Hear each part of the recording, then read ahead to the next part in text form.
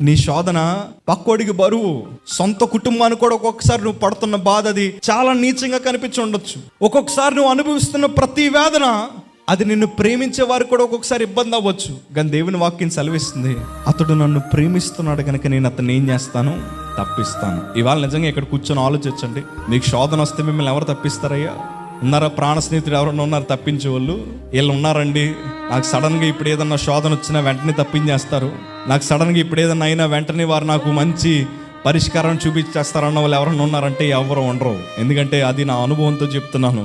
శోధన రాగానే మనుషులకి మనం ఏమైపోతాం తెలుసా? బరువు అయిపోతాం.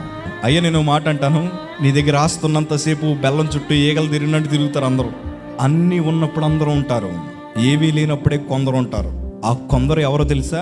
నిన్ను కాపాడడానికి దేవుడు పంపించిన మంచి మిత్రులు అవ్వచ్చు. ఆ కొందరు ఎవరో తెలుసా? ఆత్మీయతలో బలంగా ఎదుగుతున్నవారు అవ్వచ్చు.